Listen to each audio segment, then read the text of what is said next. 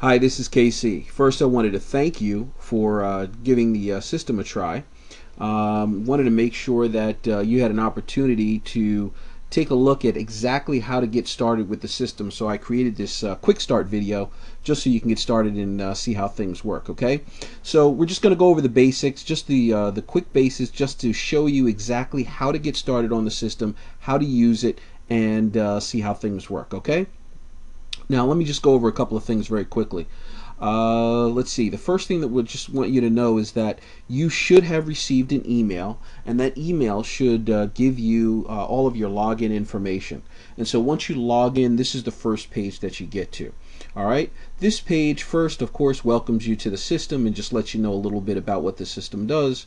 But more importantly, we want to start the process of getting you getting a form up and running for you right away. Okay, so when you come to this place here, first thing you do is just click on this button here. Click here now, so that you can create your first eVoiceForm button. So click there, and that'll take us to the next page. Okay, this is the eVoiceForms custom form creation page. Okay, and as I mentioned here, you just have 7 simple steps to create your own custom form. All right, so the first thing that you want to do is enter in a form name or a description. So let's just call this test. Now we need a phone number. Okay, so I'm going to put our office number in. Okay, and then we need a brief message or instructions to the people that are going to be using the form. So this is what I'll use. Please fill out the form below to get additional information. All right. The fourth thing is that we need fields to be filled out, and you can choose which fields you're going to ask people in your form. All right. Now the first 4 here that you see checked already are fields that must be filled out, so they're pre-checked. The other ones, such as company name or cell phone, are ones that we don't necessarily need. However, they're always nice to get. You also have the option of being able to ask for a custom fields. You can add in custom fields, and what happens in the custom fields is you can put in other questions. Now here I have in, have you been pre-qualified, and are you currently working with another realtor? So you can put all of that in there. That's step 4. Step 5 is you need a photo, some kind of picture or image that you can use for the JavaScript preview, or for the JavaScript that you can put on your website. All right. Now, what that requires is that you either choose your own photo, upload your own photo, or you can choose one of the photos that are here currently. All right. So I'm just going to choose this one. Now, the last thing is just before you click the preview button, is that you want to be able to send your prospects to a particular page, or you may want to send them to a particular page when you're finished. So let's say that you have some kind of sales page or something that you want to send people to, and that sales page in this instance would be Google.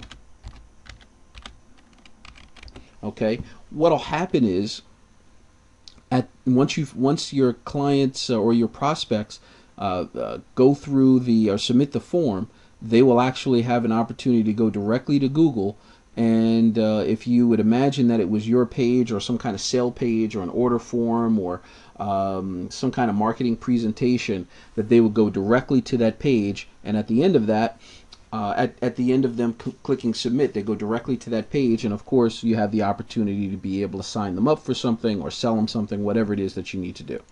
Okay, so we're going to preview the eVoiceForm.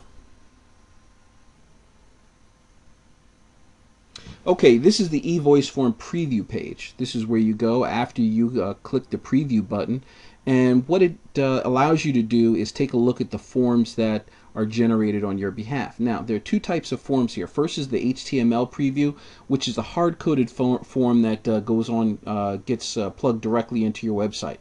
The other is the JavaScript, which can be used or will be used in a couple of different ways. But let's take a look at this JavaScript form and see exactly what happens here. Now we're going to test the form out and see exactly how it works. So let's fill the information in here. Let's say KC Gleaton phone I'm not going to dial the numbers. I just want to show you how it works.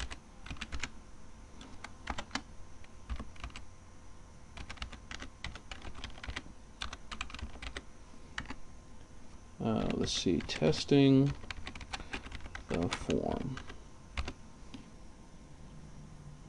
Okay, and we don't need to put the rest of the information in, but let's just show you exactly how it works.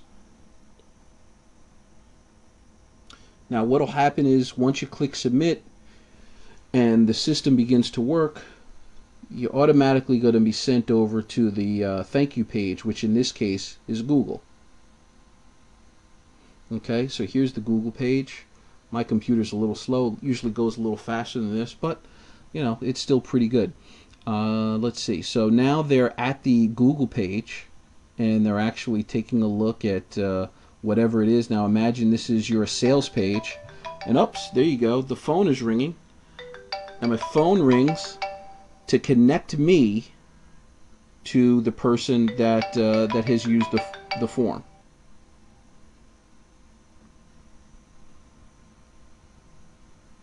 Okay, so that's how the system works. It connects you, and then what happens is once you get the call, then you press 1 and it connects you to the individual that filled out the form. All right, so now you see exactly how the form works. Oh, still ringing, still trying to connect to me. These things sometimes you know, it just continues to try and get you. It is very persistent, and that's real important to make sure that you have persistence in a system like that so that it doesn't create any problems for you in the long run, that you get the calls as often as possible. All right, so now once you generate the code, what's going to happen is you end up at a page that will give you the actual code that you need. Now there are 4 different ways that you can use the code. The first is a hyperlink that can be used in emails, blogs, and social media posts. I forgot to mention that the great thing about this is you could actually use this in Twitter, Facebook, blogs, just about anything, and it's fantastic because the way that you can get people to come to your site or go to your forums is just incredible. Okay, I'll be going over something with that in another video, but I just need you to know that it works. So in this instance, what you would do is just cut and paste the URL.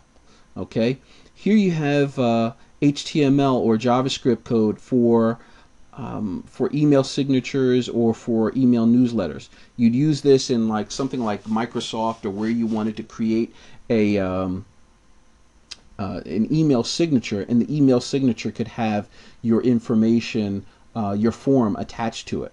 All right. Now these bottom 2 are actually for they get hard coded into your website, and so they're usually for HTML pros or webmasters, both of these. Okay, and we'll go over those later, but just to give you an idea of the different ways of being able to connect. All right, so once you get to this form, this is where the action is. You actually just grab your code, whatever it's going to be, and then use it on your website. Okay, so that's really how you use the system. This is a quick start guide. This is not the complete system and, you know, going over everything, but this is how the system gets used. And, you know, I hope you like it, and I hope you make a bunch of money using it. Thank you very much.